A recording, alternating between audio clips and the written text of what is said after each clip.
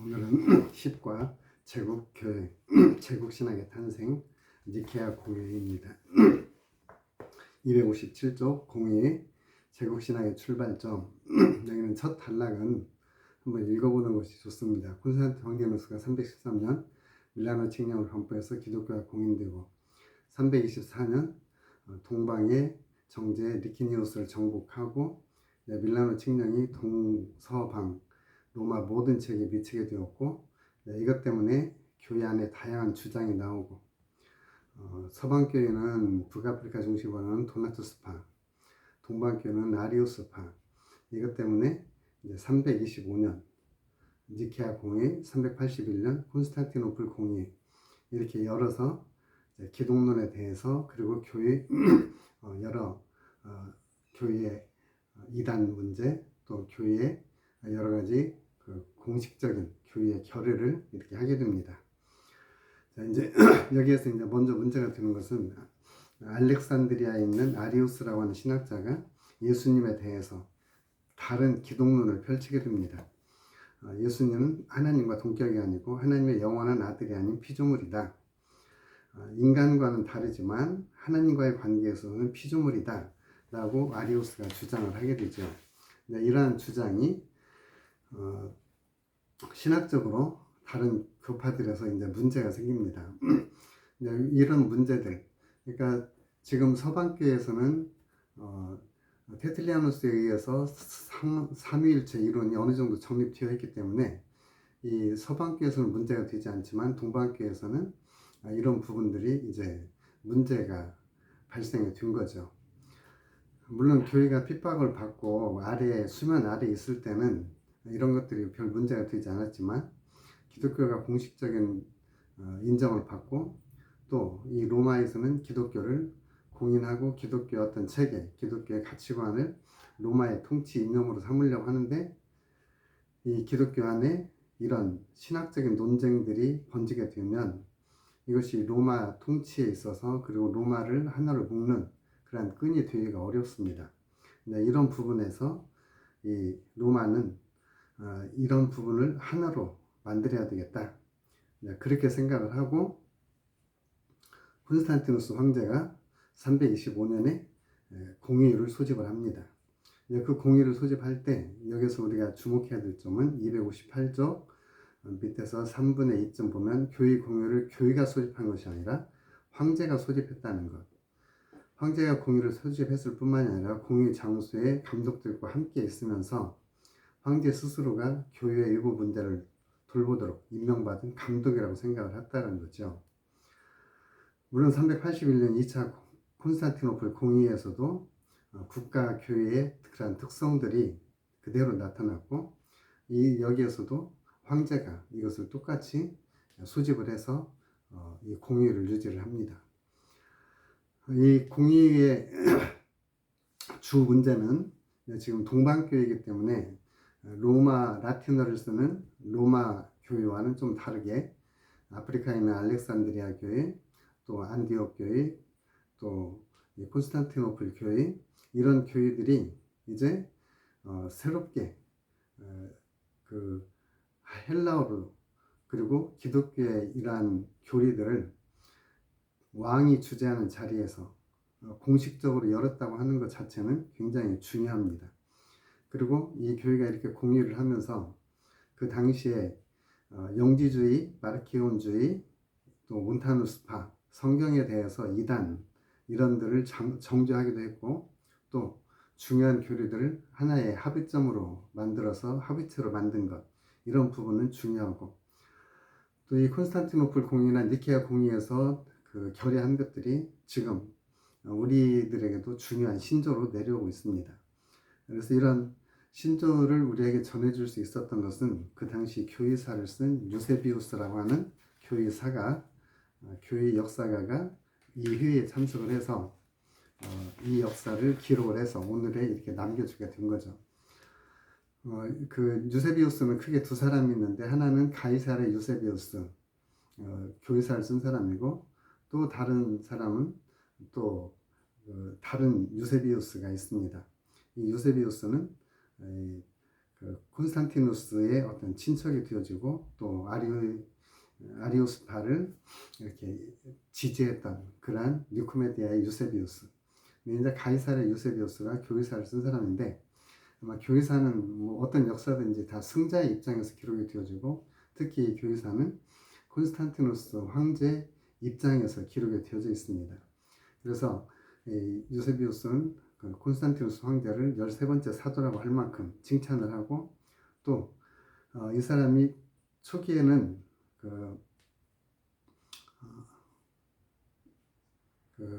초기에는 아리우스를 이단으로 정죄했다가 나중에 니코메디아의 유세비우스가 이 황제를 회유를 해서 이 삼위일체를 주장하던 아다나시우스를 추방을 하고 이 아리우스를 다시 방면을 합니다. 그러면 또 다시 이 유세비우스는 그 아리우스가 옳다라고 이렇게 또 이렇게 기록을 해요. 아마 이런 걸 보면은 역사가가 어떤 황제의 의견을 따르는 것으로만 정리를 한 것이 아닌가 이렇게 생각이 되어집니다.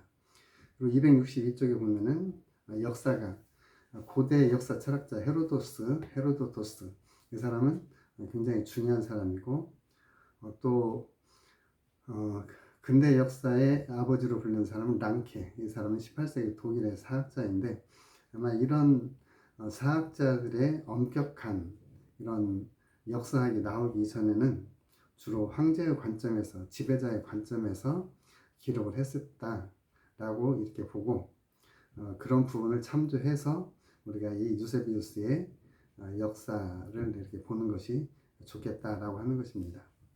이제 그러면 여기에서 이 니케아 공의가 가장 문제가 됐던 것은 아리우스파인데 이 아리우스파 이제 그런 여러 가지 논쟁이 정리가 됩니다. 그동안의 신앙의 변절자들 어떻게 교회가 다시 받아들일 것인지 직제를 어떻게 세울 것인지 이런 것들은 합의가 됐는데 합의되지 못한 것 가운데 하나가 아리우스 논쟁입니다. 이제 아리우스 예수님은 신이 아니다. 이제 그런데 예수님이 하나님의 아들이 아니다. 이런 부분에 있어서 오늘 우리의 관점에서 봐도 뭐 크게 우리 관점에서 보면은 뭐 크게 차이가 없을 것처럼 느껴지는 본질, 이성 본질이냐 아니면 유사냐. 이게 그 예수님이 하나님과 같은 본성을 하나님이시지만 예수님은 하나님과 다른 본성을 가지고 있다. 또 좀 더 다른 그 아리우스파는 성부나 성자는 유사하다. 그러니까 동일하지 않지만 유사한 본질이다. 그러니까 이성 본질이냐 유사 본질이냐. 그런데 이 부분에 대해서 아리우스 견해를 지지하는 사람들은 이 부분에 있어서 성부와 성자는 동일한가 아니면 유사한가 이것 때문에 이 의견 차이가 결국에 의견을 좁히지 못했고 이 아다나시우스를 중심으로 했던 이 알렉산드리 학파가 이 아리우스를 이단으로 정죄하고 쫓아내게 됩니다. 그래서 그 264쪽 밑에서 3분의 1쪽 보면 에드워드 기버는 아이오타 하나를 두고 벌어진 어리석은 논쟁 하나가 교회를 찢어 놓았다. 이들이 처음부터 이렇게 극단적으로 나간 것은 아닌데 아마 이런 부분에서 정치가 개입이 되어지고 또 어떤 권력이 개입이 되면서 교회가 좀 극단으로 나가게 되고 교회가 이렇게 나눠지게 된 것 같다라고 이 저자는 이야기를 해요. 근데 실제 이 아다나시우스나 이 동방교회에서도 이 아리우스를 그렇게 철저하게 배격하고 이런 사람들을 교회에서 분리시키려고 했던 그런 정도까지는 아니었던 것 같아요. 그런데 이게 정치적인 문제가 개입이 되어지고 로마 황제의 어떤 정치 문제가 개입이 되면서 이게 교회 안에서는 충분히 용납하고 이해할 수 있는 것인데 정치적인 목적을 위해서 교회를 하나로 의도적으로 만들려고 하다 보니 아마 이런 부분에서 원인이 발생했고 이것이 원인이 되어서 이런 싸움을 하게 된 것 같아요. 이런 부분에서 볼 때 오늘 우리 교회에서도 조금의 차이들이 있을 수 있습니다. 약간의 그 차이들이 있을 수 있는데 그런 차이들이 정치적인 견해나 아니면 어떤 이익의 유무에 따라서 이것이 큰 문제가 될 수도 있고 수용할 수도 있고 이런 문제들로 이렇게 변질이 되어지는 것 같아요. 그래서 이런 부분에서 교회에 큰 상처와 충격을 주고 교회를 분열시키는 것이 옳은지 아니면은 서로가 용납하고 그리스도 예수 안에서 다름을 인정하고 교회가 하나 되어지는 것이 중요한지 이 부분에 대해서는 우리가 다시 한번 고민해야 될 그러한 문제이기도 합니다.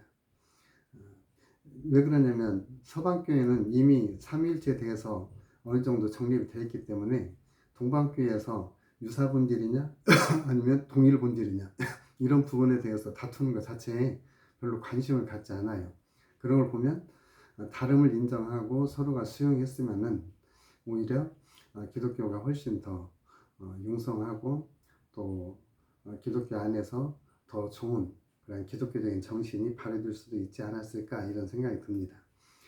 그러면서 이 저자는 갑자기 서방교회에서 왜 이 로마 교회가 이렇게 중심이 됐고 왜 이 로마 교회가 교황이라고 하는 자리를 얻게 되었는지 이런 부분에 대해서 이제 설명을 합니다.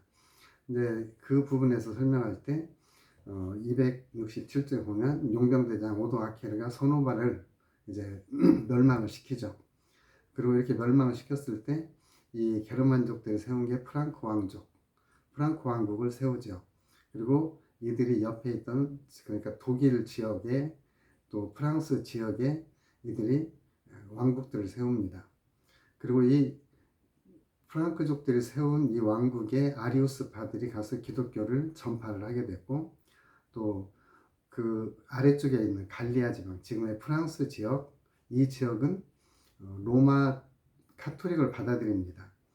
그래서 북유럽 쪽, 중유럽 쪽은 주로 아리우스파들이 전도를 했고 또 이 프랑스 지역은 로마 카톨릭이 전도를 해서 아마 그 지역의 이제 중심지가 되어졌다라고 하는 것을 이제 이야기를 합니다.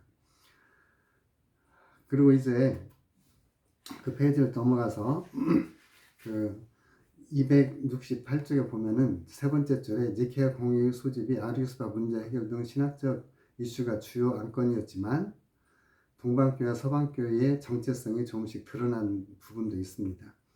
니케아 공의에 참석한 주요 도시는 로마, 안디옥, 알렉산드리아, 그리고 330년에 수도롬이 콘스탄티노플, 그리고 예루살렘 이렇게 해서 5대 교구가 있습니다. 총 5대 교구가 있고 그 중에서 로마는 서유럽 지역 그리고 4개는 동방교회에 속해 있어요. 이렇게 동방교회에 속해 있던 교회들은 이슬람에 의해서 압박도 받고 또 동방교회 4개의 그 교회들이 대등한 관계 속에서 신학적인 경쟁을 하면서 어떤 하나가 큰 권력을 갖기가 쉽지가 않아요. 그런데 이 서로가 있는 로마 총주교는 서유럽 지역의 로마 교회가 어떤 수장의 역할을 하면서 이름을 교황이라고 붙인 거죠. 교황은 교회의 황제라는 뜻이잖아요. 근데 이 로마 카톨릭이 이렇게 교황이라고 주장을 하게 된 것은 그들의 이제 의견을 따르면 269쪽 5번째 줄 보면 베드로에게 이 교회의 권세를 주었다. 그래서 베드로의 계승자. 그리고 성 베드로 성당에 베드로의 무덤이 있다. 또 로마 카톨릭교회 주장한 것처럼 이 로마 교회는 베드로가 설립했다. 뭐 이런 여러 가지 이야기들이 있습니다. 그런데 이렇게 로마 카톨릭 교회가 강력한 힘을 발휘할 수 있게 된 것은 훈족이 서쪽으로 이렇게 이동을 하면서 훈족이 로마까지 침범을 하게 되죠. 그리고 이 로마에 침범을 했을 때에 이 훈족 지도자와 교황 레오 1세가 단판을 지어서 로마를 보호를 하게 됩니다. 그리고 교황 그레고리우스 1세가 전 유럽의 자기가 지배자라고 선포를 하면서 카톨릭은 정치와 경제에 있어서 수장 역할을 하게 되고 그 중심에 바로 교황이 있었던 거죠. 이제 그런 역사적인 과정들, 프랑코 왕국에 이어서 또 그 나라 이름이 갑자기 생각이 안 나는데 이 나라들이 이제 그 로마를 보호해주면서 로마의 교황으로부터 왕위를 이렇게 인정을 받게 되고 그러면서 이제 그 로마 그 로마 교구가 교황이라고 하는 이름을 얻게 되고 그런 이름을 얻게 되면서 이제 서유럽 전체를 이 로마 교회가 지배를 하게 되고 이것이 이제 중세기로 넘어가게 되죠. 이제 그러는 과정에서 콘스탄티누스 기증장이라고 하는 유조 문서가 있습니다. 그 유조 문서가 이 로마 카톨릭 교회를 정당화시키는 그러한 문서였는데 이것이 유조 문서인 것이 입증이 됐음에도 불구하고 이 카톨릭 교회에서는 여전히 그 콘스탄티누스 기증장을 지금도 인용을 합니다. 그러니까 이게 유조 문서다라고 인정을 하면서도 이 유조 문서가 신앙에 긍정적인 요소를 준다면 그것은 문제가 되지 않는다라고 이렇게 생각을 하는 거죠. 이제 그러면서 동방교회의 주교들, 동방교회의 교구들, 예루살렘이라든지 안디옥이라든지 또 알렉산드리아 이런 데는 이슬람에 의해서 침범을 받고 콘스탄티노플은 물론 유지가 되지만 다른 데는 그냥 멸망하게 되고 이제 그리고 서로마는 대표적으로 서로마 지역을 이렇게 지역을 관할을 하면서 이제 동로마에서는 콘스탄티노플만 남아있고 서로마에서는 로마가 그런 유럽 지역 전체를 이렇게 관할을 하면서 서로마 교회의 중심이 되고 이 동로마는 이제 콘스탄티노플 하나만 남아서 그 이유를 이렇게 이어갔던 거죠. 이제 이것은 중세로 이제 넘어가는 부분입니다. 271쪽에서 한번 니케아 공의 그 이후 이제 니케아 공의에서 아리우스파를 정죄를 했지만 이 정죄했다고 해서 이 아리우스 문제가 완전히 해결된 건 아니에요. 왜냐하면 그 다음에 381년에 콘스탄티노플 회의가 일어났을 때에도 여전히 이 부분이 문제가 계속해서 일어납니다. 그리고 이 아리우스파가 쉽게 사라질 수 있는 부분이 아니었던 거죠. 그런 와중에서 황제들 사이에 니케아 공의 이후에 이 로마 제국이 주도권을 벌이면서 싸우게 되고 그러면서 다시 이 로마가 혼란 가운데 처해 되고 거기서 율리아누스라고 하는 이런 황제가 올라오면서 이 기독교를 또 박해하게 되는 이러한 역할들이 이러한 일련의 역사들이 있습니다. 이러한 일련의 역사들을 통해서 기독교가 공인이 되었다고 해도 또 박해를 받는 이런 부분들이 또 생기게 되었던 거죠. 그러니까 왕이 누구냐에 의해서 그 나라의 종교가 결정이 되어지는 이른바 국가교회의 형태를 띠게 되는 거죠. 이런 국가교회의 형태를 띈 것이 이제 잉글랜드 종교개혁 과정의 헨리 8세가 로마 카톨릭과 결별을 하고 영국 성경이 국교회를 이렇게 마련했죠. 그 뒤에 메리어 왕은 카톨릭이라서 또 카톨릭으로 갔다가 엘리자베스 왕은 다시 국교회로 이렇게 복귀하는 것. 이런 부분들이 왕에 의해서 국가의 종교가 결정되어지는 그러한 모습을 보여줍니다. 이제 이렇게 그 아리우스파가 또 그 니코메우스의 유세비우스에 의해서 이 아리우스파가 다시 올라오게 되면 그 전에 삼위일체를 주장했던 알렉산드리아 중심의 그러한 사람들, 대표적인 게 아다나시우스 이런 사람들은 또 박해를 받게 되겠죠. 그런 박해 속에서도 아다나시우스나 갑바도기아의 교부들이라고 불리는 사람들이 등장을 합니다. 이 사람들은 학자들이고 헬라 철학을 기반으로 해서 기독교를 해석하고 변증신학을 발달을 시킵니다. 이 아다나시우스도 정통 삼위일체 교를 주장하지만 그는 정통 삼위일체 교를 굉장히 엄격하게 수호하고자 애썼습니다. 그리고 이 아리우스파가 이단으로 정지되었음에도 불구하고 그런 교회까지도 포용해야 된다라고 주장했던 사람이 아다나시우스예요.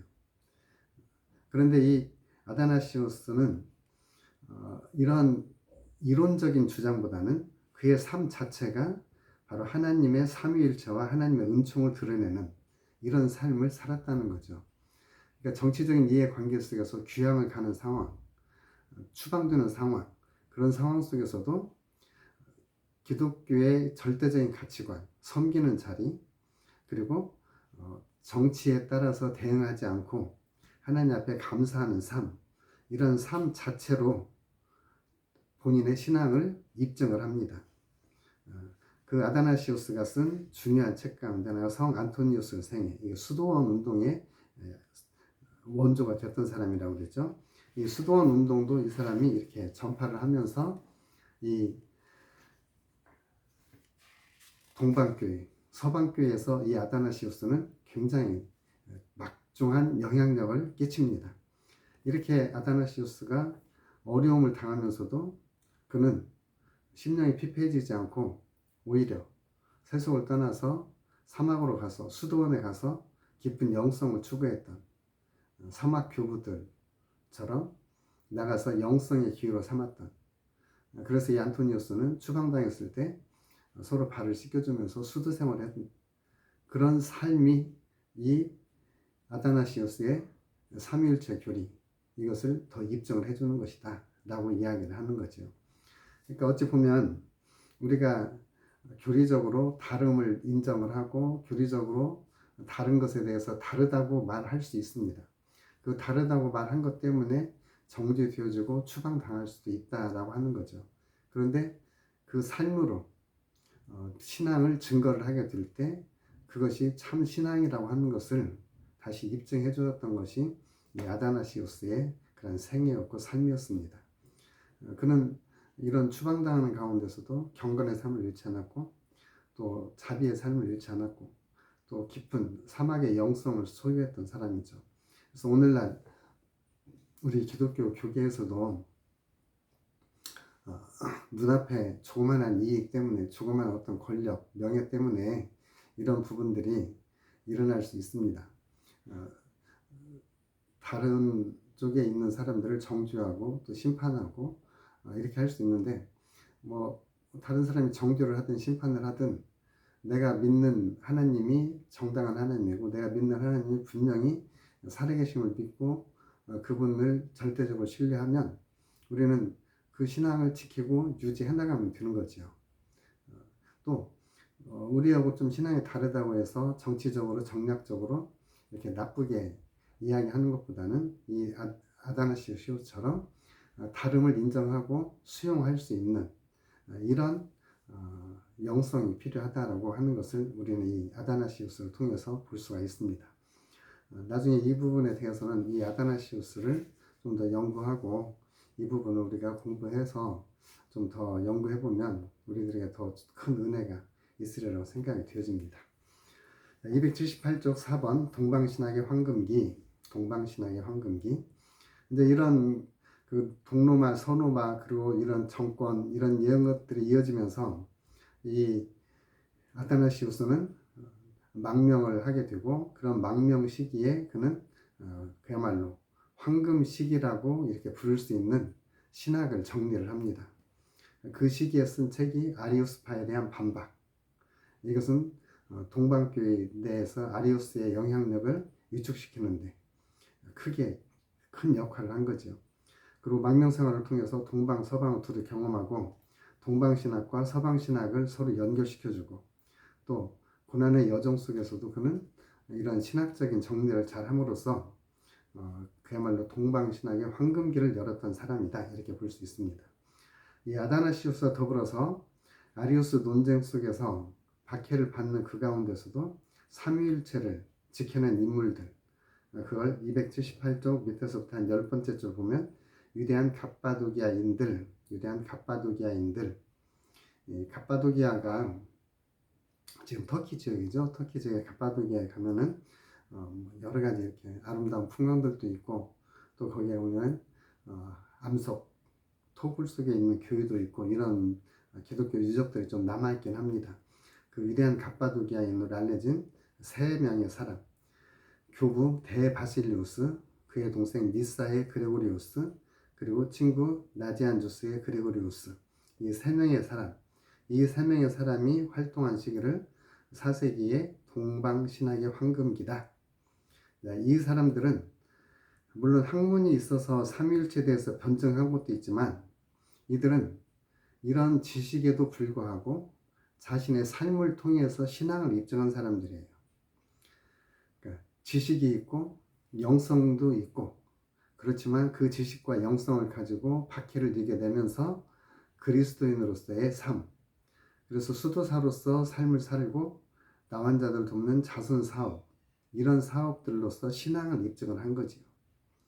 이런 사람들이 물론 니케아 신조를 이렇게 정립하고 또 교리를 이렇게 확립하고 이런 부분에서는 굉장히 중요한 역할을 했고, 또 사람들이 더 이들을 세워서 더 중요한 일들을 이렇게 하려고 했지만, 이런 니사의 그레고리우스나 나지안주스의 그레고리우스는 그런 일들을 사양을 하고 수도사 생활을 하게 됩니다.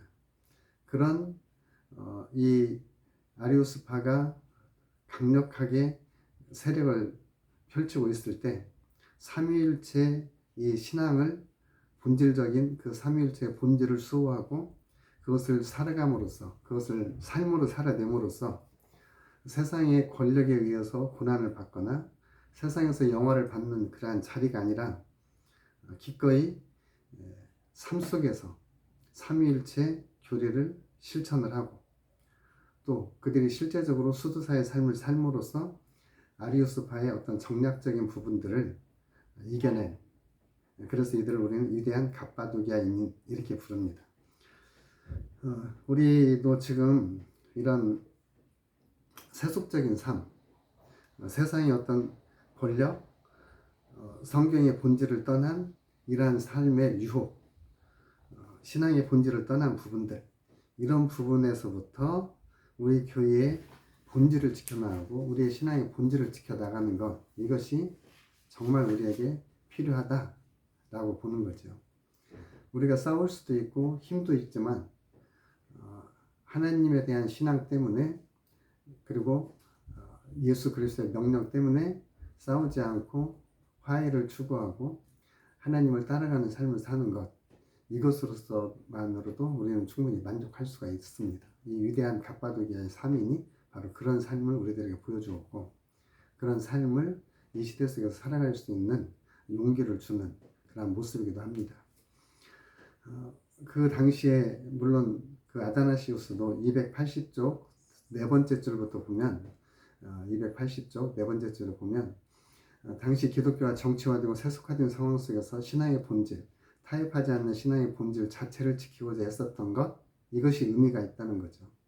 이것이 영향력이 되어서 세상을 변화시켰고, 아다나시우스는 스타의 추방 속에서도 박해 속에서도 삼위일체 신앙을 지켰고 그것으로 인해서 감사하고 기뻐하는, 그래서 이렇게 믿음을 지켰던 사람들이 그들 편에 서서 함께 신앙을 지켜나갈 수 있었던 것, 이것이 오늘 우리들도 배워야 될 부분이고 또 이런 부분을 우리가 실천해야 할 부분이라고 생각을 합니다. 어쩌면 이런 사람들이 어떻게 이렇게 이런 삶을 살아낼 수 있었을까?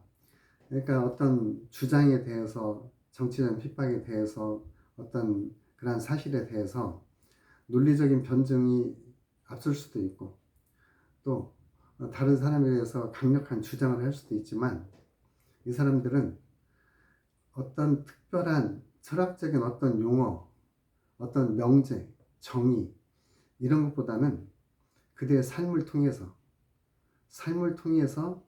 하나님을 드러냈던 거죠.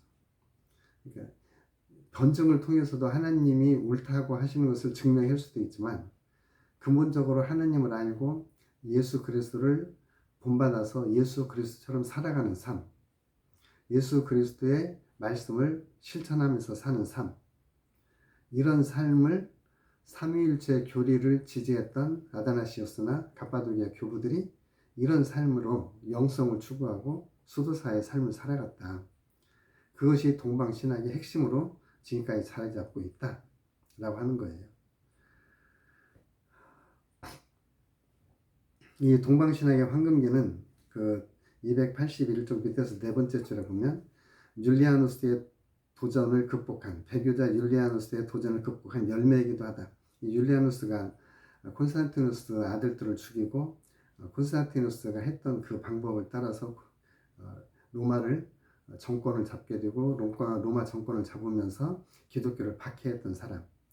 그런데 이 사람의 이런 박해를 통해서 오히려 이 갑바도기아 3위라든지 이런 사람들은 기독교의 가장 본질적인 자선활동, 이웃에 대한 사랑을 베푼 것, 이런 삶을 삶으로 살아냈기 때문에 이런 배신자들에 의해서 이 배교자 율리아누스의 이런 배교에도 불구하고 이들은 신앙을 지켜나갈 수 있었다라고 하는 거죠.